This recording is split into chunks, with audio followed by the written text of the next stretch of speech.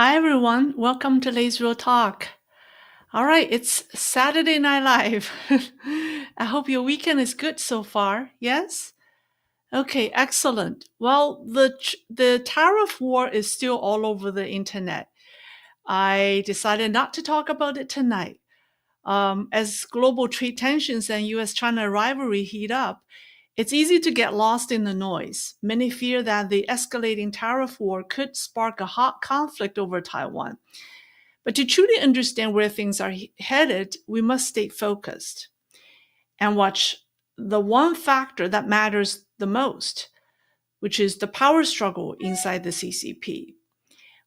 Who really controls the Chinese regime? Ask different people and you'll get different answers. Western experts and the political establishment still assume Xi Jinping is the big boss, but many independent China watchers, myself included, believe he has already lost his grip, even if it's hard to prove. So this is what I want to talk to you about tonight. Well, my channel is focused on serious discussions about China. I don't usually chase juicy stories just to attract views.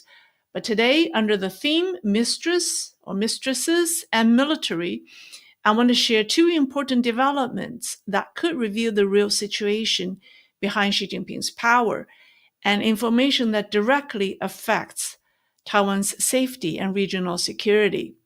First, I'll talk about the sudden fall of two women. They are not ordinary figures. They were once closely connected to the top leaders of the Communist Party. Their abrupt removal could show how much control Xi Jinping still has or how much he has already lost. Then I'll walk you through the PLA's latest military exercises around Taiwan, how the drills started and why they were suddenly called off. This will give us surprising clues about the real condition of Chinese military and the true state of Xi Jinping's power. First things first, the mistresses. All right, I always try to provide some entertainment value on Saturday night. I know I cannot compete with other channels when it comes to entertainment values, but this is a serious discussion. So on March 20th, Zhang Hongsen officially took over as chairman of the China's Writers Association, replacing a famous woman, Tianning, who had been holding that position for nearly 2 decades. Oh, let me share with you a picture of that woman. Where did she go? Here we go. There she is. Okay. Yeah, there she is. All right, so this is Miss Tianning. So she was replaced as of March 20th. Now, this woman is no ordinary figure in China's political and literary circles. She's not only a prominent writer, but also serves as a vice chairman or vice chairwoman of the National People's Congress, a role she retained after the 20th Party Congress. I think she's been the vice chair since, I think, the beginning of 2023. And in October last year, she even acted as Xi Jinping's special envoy to attend the inauguration of Mexico's president, Claudia Sheinbaum. Let me show you the picture. What happened? Oh, I'm giving you away the clues too quickly. There we go. All right, so this was October 2024. Yeah, she was representing Xi Jinping to attend the inauguration of Mexico's new president. It's exceedingly rare for a mainland Chinese writer to hold such high political office. But again, Ms. Tianning is no ordinary woman. Ms. Tianning was one of China's famous writers and was a very attractive woman when she was a young lady. Where did the pictures go? There she was. Next to a book that I think a book that she wrote that was translated. So for years, rumors have swirled about her personal connection to Xi Jinping.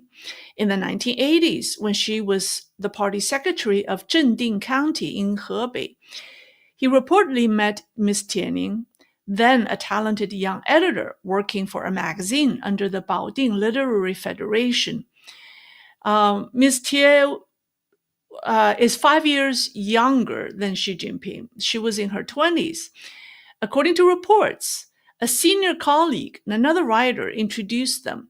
It's said that Xi Jinping went to the magazine's publisher to visit her personally.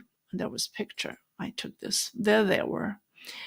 And Radio Free Asia's China expert Gao Xing once interviewed an insider familiar with the alleged relationship. After Xi Jinping rose to become China's top leader, Mr. Gao re-interviewed the source, who became much more cautious, but left one telling remark. And this is what the insider said. It said, had Miss Tianning not been too much of an artist at heart back then, China's first lady today might not have been singer Peng Liyuan. Okay? So when they first met, Tianning reportedly asked Xi Jinping what he was working on, and she returned the question by asking her, "So what was your first published work?" The exchange reportedly helped spark their acquaintance. Intriguingly, when Xi Jinping and his wife Peng Liyuan went on their first date, the very first thing Xi Jinping asked her was exactly the same question. A detail that has fueled plenty of speculation. As for why Ms. Tianning and Xi Jinping never married, insiders point two reasons. First, Tianning's father, who is an artist, reportedly opposed the match, believing that children of high-ranking CCP officials were unreliable. Secondly, Ms. Tianning's own artistic temperament was seen as ill-suited for a political life. As you can tell from the picture, she was very modern and Western by Chinese standard. That was in the 1980s. Not a lot of young Chinese women dressed the way she did in the picture in the 1980s. So she remained single for a long time and got married at the age of 50 to an economist. The fact that she remained single for such a long time remained a detail that fascinated Chinese media. Some sources suggest that Xi Jinping felt a sense of responsibility or guilt over leaving Tianning unmarried for so long. Perhaps this explains why she was later granted such unusually high political status for a writer. Now, after Xi Jinping became China's top leader, Ms. Tianning publicly adored Xi Jinping as an official and a writer, of course. On October 15th, 2014, Xi Jinping presided over a major symposium on literary and artistic work, and this took place not long after he became the top leader. At the time, Ms. Tianning was on a business trip in Austria, but abruptly cut her trip short to return to Beijing and was the first speaker at the event hosted by her alleged former boyfriend. In her speech, she notably praised one of Xi Jinping's essays, saying that many of its details were unforgettable. By the way, Xi Jinping is not known for his writing skills. Fast forward to today. Actually, I want to share with you a picture. Oh, this was actually taken. Somebody captured this from the two sessions that just ended in March. So she looked on as the big boss walked in front of her. So fast forward to today. Ms. Tie's sudden removal from her long-held position as the chairwoman of China's Writers Association is widely seen as a sign of the CCP's intensifying internal power struggle. Her ousting, without any warning, is directly tied to Xi Jinping's ongoing political crisis. Meanwhile, the fallout continued. On April 4th, Chinese authorities announced investigation into 3 individuals. There they are. So who these people are? Well, they are chairman of the China Dancers Association, Feng Shuangbai, and then the vice chair of the same association, Luo Bing, and Miss Wei Li, deputy director of the art exchange department at the Dance Arts Center. Now, Miss Wei Li, the woman at the center of the attention, has been described by Chinese state media as beautiful with an outstanding figure, but unfortunately too corrupt. State media also remarked that Wei Li quickly gained favor from a sugar daddy and climbed the ranks, only to fall at the threshold of corruption. While official reports avoided naming names, it's widely rumored that Wei Li was the mistress or is the mistress of one powerful man in CCP politics. And there you have him, Cai Qi, the Politburo Standing Committee member, who is known as Xi Jinping's key enforcer in party affairs. I would say his most loyal follower, his diehard follower. Adding to the scandal, it's reported that it was Feng Shuangbai, the chairman of the Dancers Association, the man that you saw, the older man in the picture. It was him who introduced Miss Wei to Cai Qi.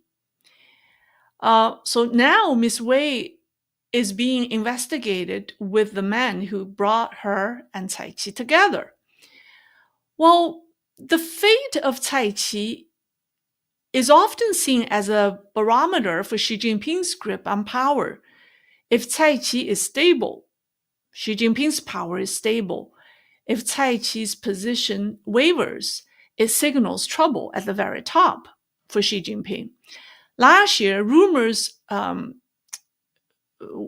swirled that Cai Qi's son, Cai Erjing, had been taken away for investigation by the CCDI, the Central Commission of Discipline Inspection.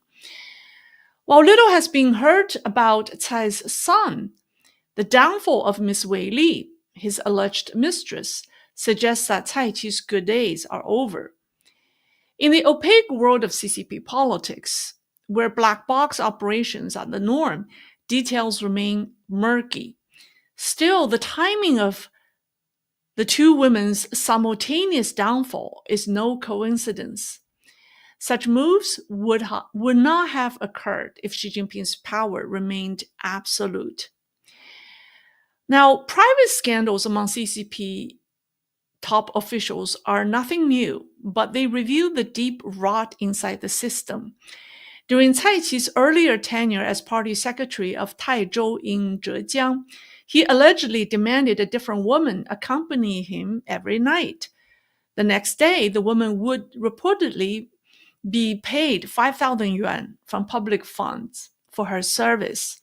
Because of this behavior, Cai Qi earned the nickname 夜夜新郎, which means the groom every night. He wants to be a groom every night.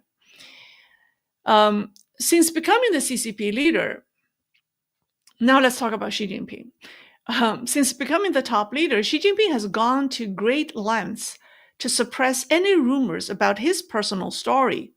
About 10 years ago, a bookstore in Hong Kong planned to publish a book titled Xi Jinping and His Mistresses, detailing his romantic past. Before the book could see the light of day, the bookstore owner, several employees, and the publisher mysteriously disappeared.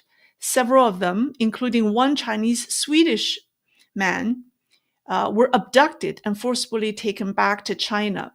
Since then, reports about Xi Jinping's private life have become exceedingly rare. However, his past relationship with the writer Tianning resurfaced last year when she was sent by Xi Jinping as his special envoy to Mexico, reigniting old rumors and renewed public curiosity about their history. So that's what all we'll say about mistresses. Powerful women once intimately tied to the party's top brass are now being suddenly purged. Um, is it coincidence, or it's a sign that Xi Jinping's grip on the throne is continued to be weakened? You be the judge. Now let's turn to the military, and this is far more interesting, okay, than juicy stories, in my opinion.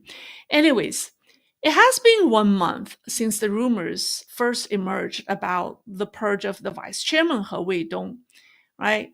Just 1 day ago, the Financial Times, citing 6 sources, confirmed his purge, making it the first time that a major Western media outlet reported on He Weidong's downfall.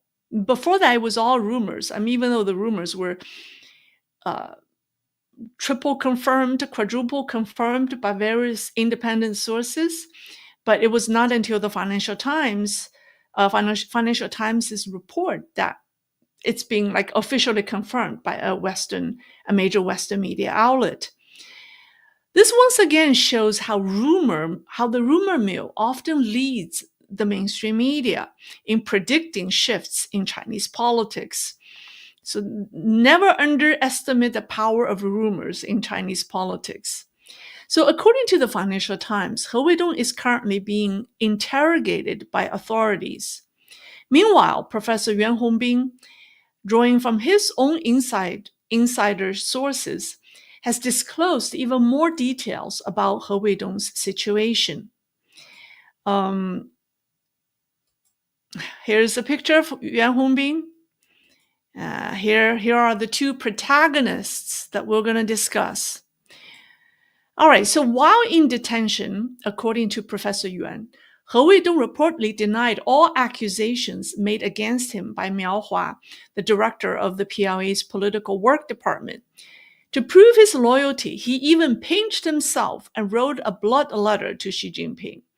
He also vouched for General Lin Xiangyang, commander of the Eastern Theater Command, insisting that General Lin had shown no disloyalty to Xi Jinping either. He Weidong and Lin Xiangyang are the 2 key PLA commanders responsible for overseeing military operations against Taiwan.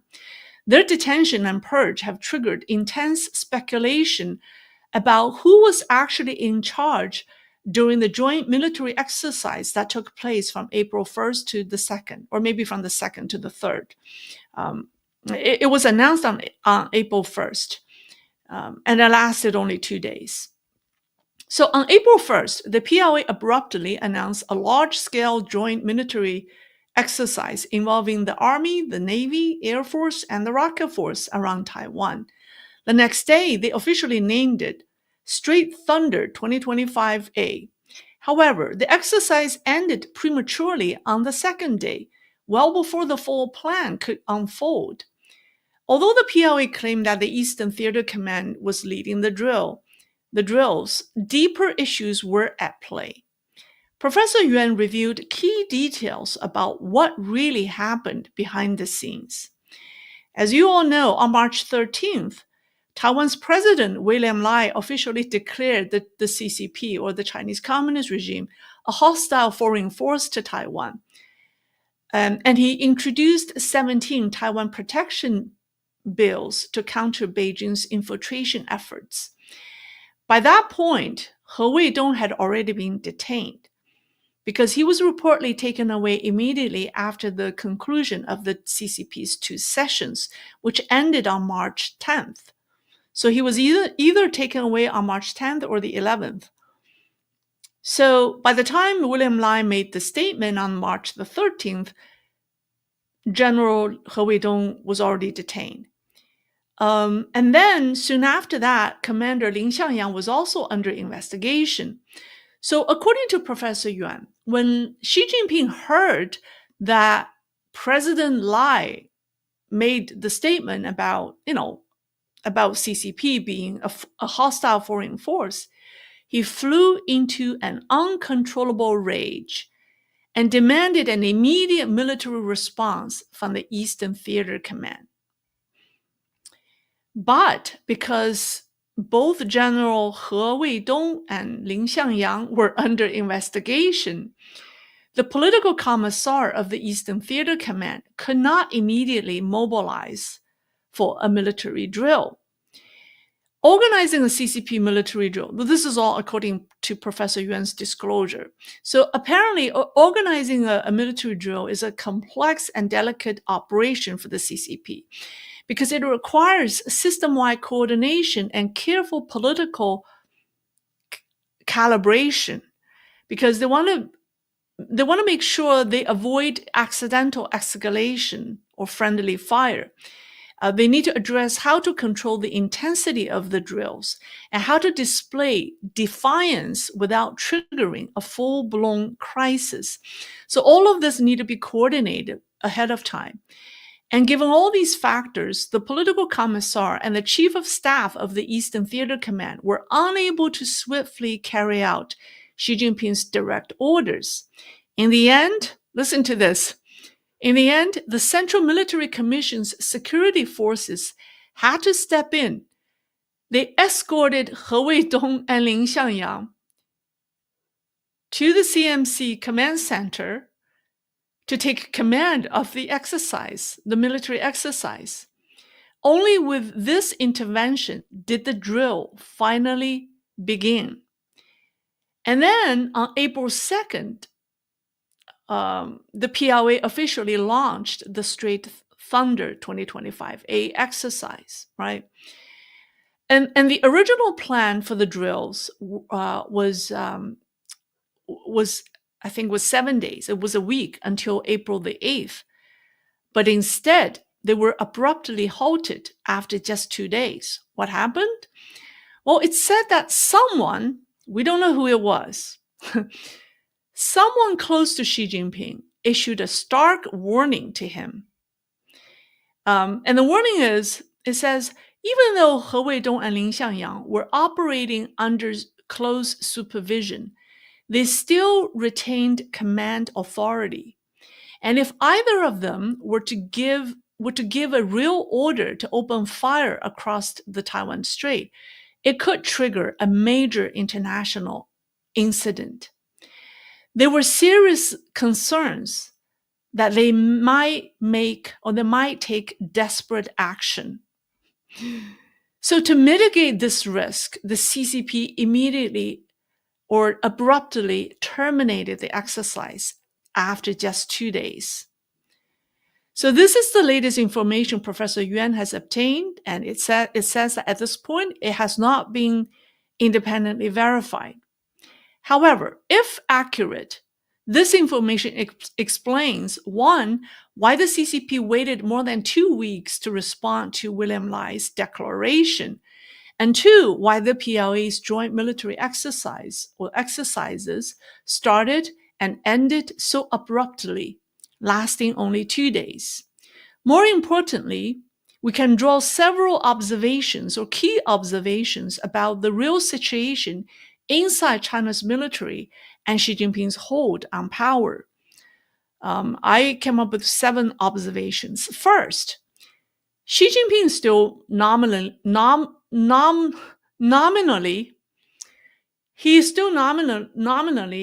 in command of the PLA.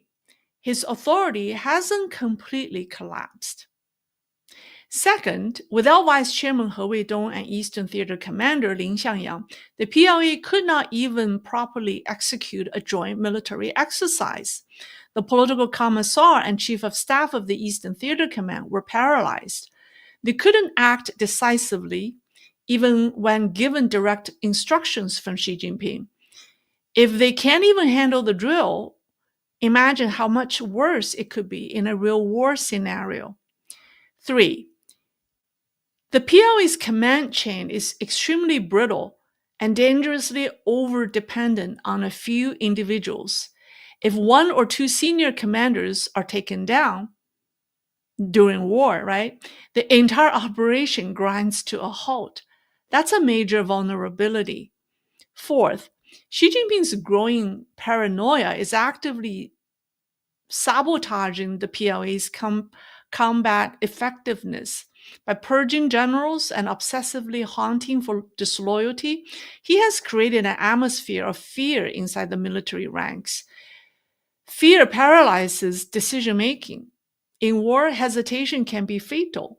Under these conditions, the PLA could collapse into chaos faster than most people expect.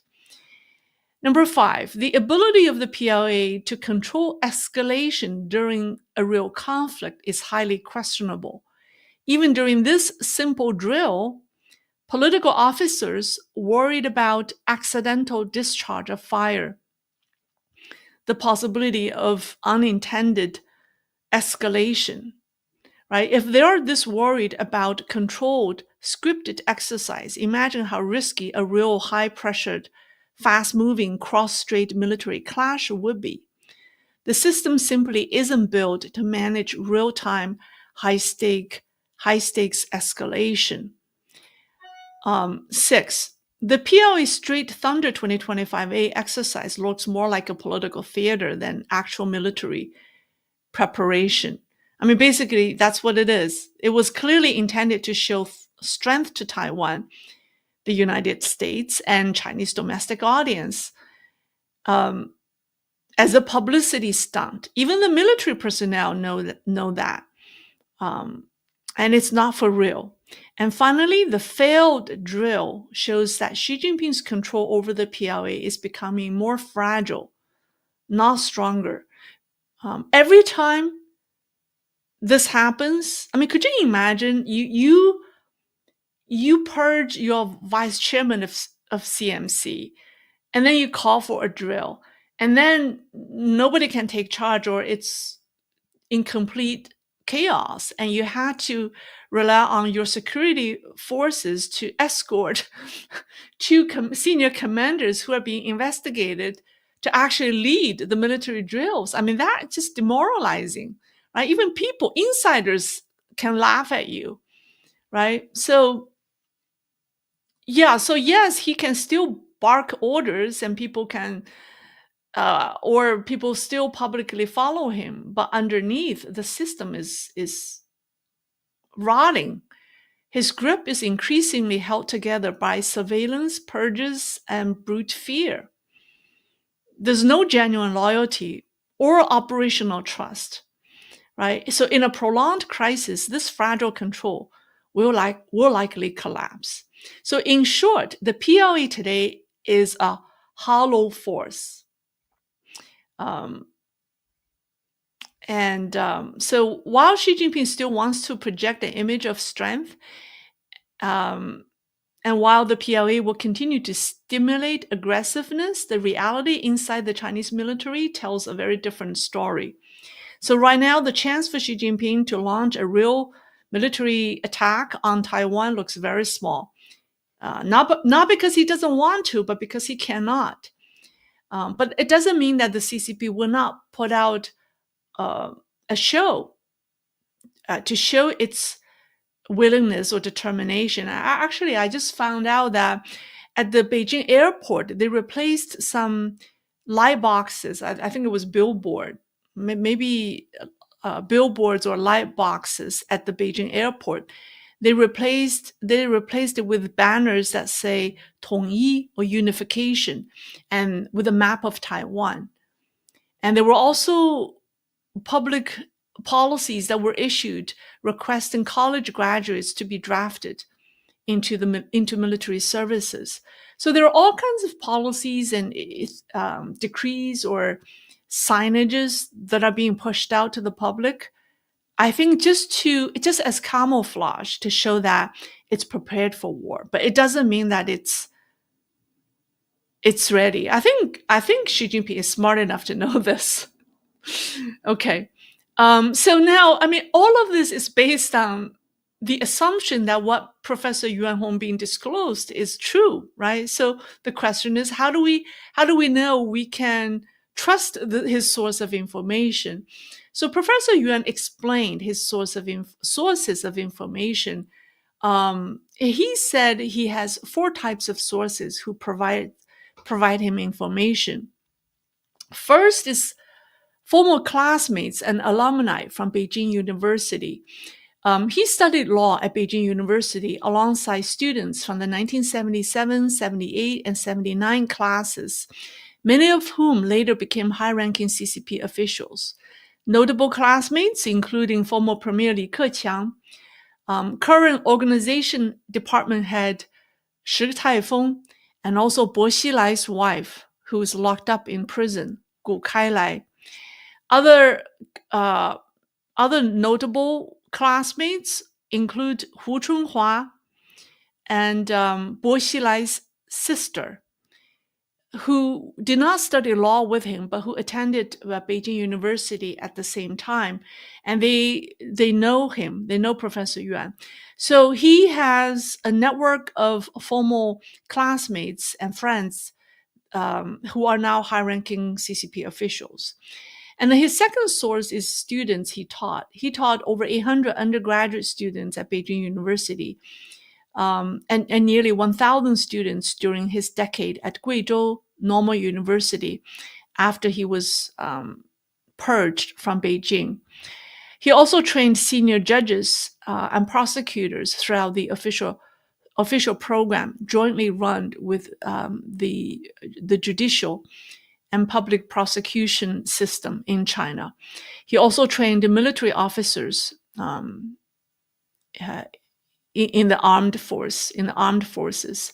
So he has tens of thousands of students across China in various political, military, and legal systems. And also, he was involved in some of the high-profile political projects back in the 1980s when he was in Beijing. And so through these high-profile projects, so for example, one of them is they were trying to develop a Cultural Revolution dictionary. So they had a team of scholars compiling it was called a Cultural Revolution Dictionary. It was like a anyways, I'm not going to talk about the project. Basically, he was the legal advisor to that team.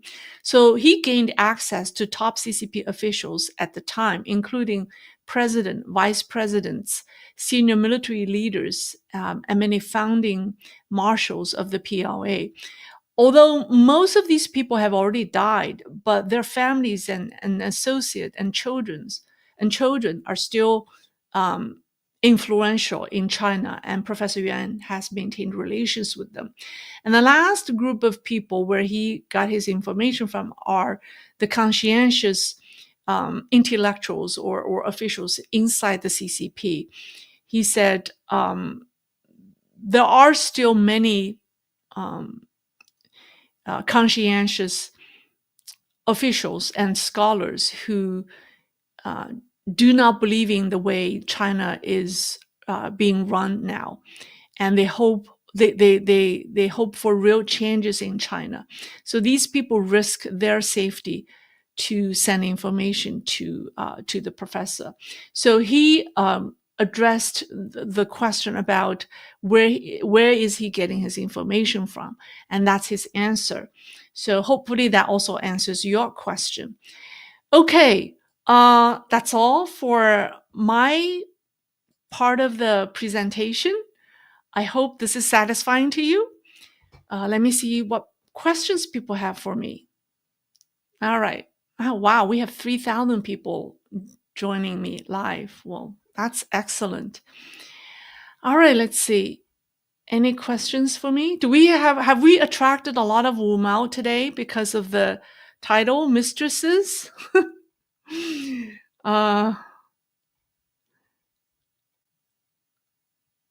Okay, all right. Well, I want to first thank the people who gave me super stickers. Are there any? Okay, let me just quickly scroll down all the questions or all the super stickers if I see any. If not, I'll just pick some random questions from you. Oh, here's one. Felix the Cat 69. Loved that report you did on Tesla and BYD. That was high quality with no errors involving Tesla. I shared with the Tesla community. Well, thank you. Yeah, I did a number of programs on Tesla and BYD even 2 years ago at my users' request. So I think I have done at least 3 programs on Tesla BYD. I hope you're referring to the current one. Well, thank you. Thank you. Here's another one. Michael Estrada. What's the over-under on Xi and how likely Hu Chunhua is the next guy? It's very likely. Hu Chunhua is recently very active. The state propaganda has published a series of articles. I was told 6 articles promoting him, promoting his legacy in, where was he? In Inner Mongol.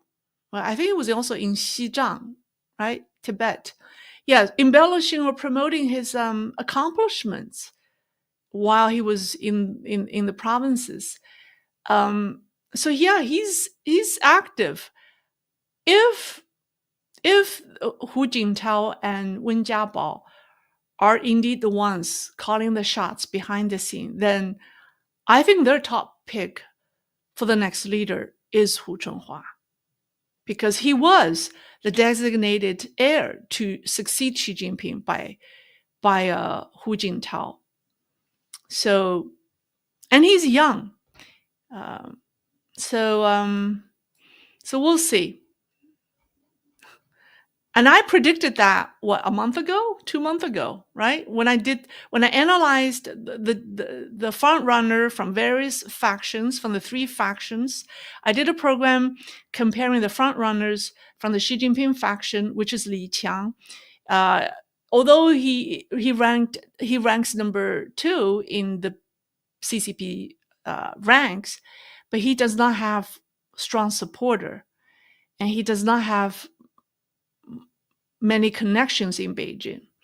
So he's a weak leader. And then the Jiang Zemin faction doesn't really have anyone. The most ambitious one is locked up in the prison, Bo Xilai, and he's not liked by other Chinese officials. So his chance, I think, is slim. So the most likely leader is Hu Chunhua. I mean, comparing all 3. If you haven't watched that program, you're more than welcome to check it out. I think I made the program more than 1.5 months ago, maybe 2 months ago. That's an excellent question, Van Cat. Well, thank you, Van Cat. Karen, okay, 2,800 people watching. I've never seen these numbers. You are amazing, Lei. Your information deep dives are the best. Well, thank you. I'm happy to hear that. I'm happy people are here. And I hope I've provided some entertainment value tonight by telling you some juicy stories. Although they are, I gave you all the sources where they come from. All right, let's see. Okay, I think I reached the bottom of the... Oh, here's one from Jay. Protect Taiwan at all costs. We should, absolutely. Boycott China. I thought the thumbnail said, Xi losing lovers. And I thought, oh, this would be a good show. Losing lovers. No, I said she's losing control. And then lovers, what did I say? Lovers, loyalty, and the PLA. I think that's an accurate description, isn't it? It's not a clickbait. So I think it's fairly accurate. It's all about his losing control. I mean, of course, he's losing the ability to protect his former girlfriend.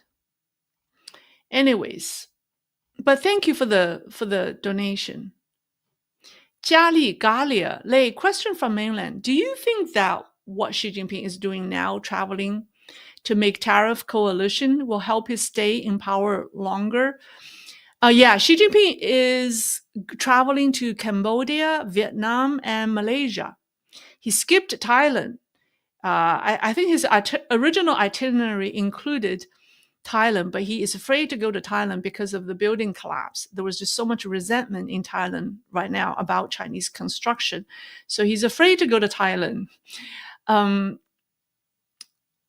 I think if Xi Jinping has a choice, he does not want to go on this trip, but he has to. So you brought up an excellent question, um, which is who is really controlling CCP's negotiation with the Trump administration over the tariff war? Is it Xi Jinping or is it the people behind Xi Jinping? And I think to some extent, I think Xi Jinping is only of the front man doing this. If it's up to him, I think he would rather not go to the three countries to beg them to cooperate with him or with the regime, but he has to do that. But I'll do that. I'll do a talk on that.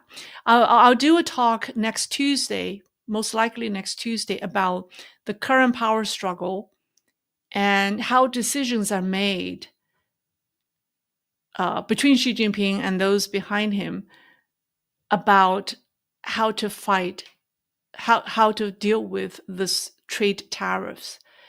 I think it's very fascinating. The more I think about it, the more fascinating it is. I think you will like it. So if you haven't subscribed, please do so you can stay updated on these latest development. Okay.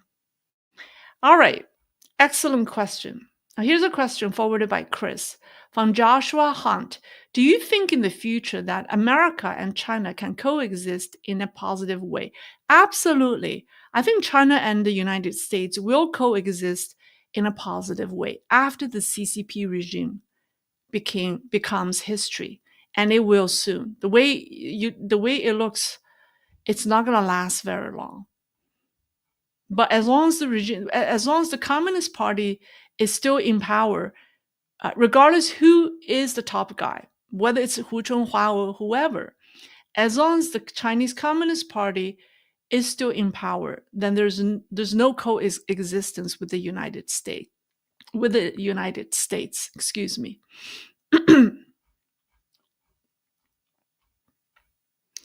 All right. I think I reached the bottom of all the questions. There are no more questions. Let's see. I'll just pick some random questions. That's all. That's really it. Okay, great job. Okay, so should I end it here? Let me end it here. Here's a question forwarded by Chris from Paulo Sergio. Greeting from Brazil. Oh, thank you. Where did that question go? Do you think the BRICS is about to come to an end due to the tariffs? Yeah, I think the BRICS, but the BRICS was only a nominal, was only it was never a real economic body. It only existed maybe in the early days of its existence. It was more influential, but in the last couple of years, I think it only exists to save Xi Jinping's face, Xi Jinping and Russia and Putin's face. I really don't think it's going to accomplish anything. I never believe it accomplished anything. So I think it's going to come to an end, but we'll see what happens. Mana Kyla, how value of yuan is rated? How value of yuan is rated by CCP? Well, it's manipulated by the CCP. Yeah, it's a highly controlled currency, right? I mean, currencies are not freely traded in China. All the foreign currencies are controlled by the government. And as a citizen, if you need foreign currency, you're given an allowance. It used to be $50,000 a year. Now I think it's reduced to $10,000 or even less. And if you need to send money overseas or get money, you have to provide a justification. Why do you need to buy foreign currency? So yeah, so it doesn't matter. So that's why a lot of the foreign currencies that people hold are actually uh, left outside China. People don't bring their currencies across the border into China, because once they do, they lost control over the money. They can't get it back. Um, all right, that seems to be all. Karen Patel. Well, thank you, Karen. All right, that's all. I'll end it here. Thank you for joining me. Until next week, have a great evening or a great day. Enjoy the rest of your weekend. Okay, bye bye.